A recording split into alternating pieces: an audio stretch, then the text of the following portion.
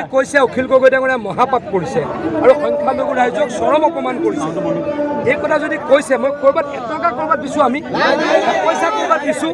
অখিল গগৈ ডাঙৰীয়া যদি কৈছে সংখ্যালঘু ৰাইজক টকা বিলাইছোঁ, সংখ্যালঘু ৰাইজক অপমান কৰিছে, চৰম অপমান কৰিছে, এটাও ভোট যাতে অখিল গগৈৰ কথাত, কংগ্ৰেছৰ কথাত নিদিয়ে, সংখ্যালঘু ৰাইজক মই অনুৰোধ কৰিছোঁ। এনেকুৱা অপমান অকল অখিল গগৈয়ে কৰিব পাৰে, এনেকুৱা অপমান কংগ্ৰেছে কৰিব পাৰে, এনেকুৱা অপমান লুৰিণ গগৈয়ে কৰিব পাৰে। আমি হাতত দৌৰোঁ, ভৰিত দৌৰোঁ, সেৱা কৰোঁ, চবৰে ভোট বিচাৰোঁ। দেখা গৈছে যে যোৱাকালি তেওঁলোকে আচলতে ভয় খাইছে, এনেকৈ সংখ্যালঘু ৰাইজ ওলোৱাটো তেওঁলোকৰ অৱস্থা বেয়া হৈ গৈছে। তেওঁলোকে যাক ভৰসা কৰি আছিলে, তেওঁলোকে এতিয়া আৰু ভোট নিদিয়ে। তেওঁলোকৰ সান্দহ খোৱা বালি তল পৰিলে, গতিকে তেওঁলোকে এতিয়া মুছলমান ৰাইজক গালি পাৰিবলৈ আৰম্ভ কৰিছে। মুছলমান ৰাইজে আমাৰ পৰা টকা লোৱা বুলি কৈছে, কিমান ডাঙৰ অপমান! এই অপমানৰ পুতক মুছলমান ৰাইজে নিজে।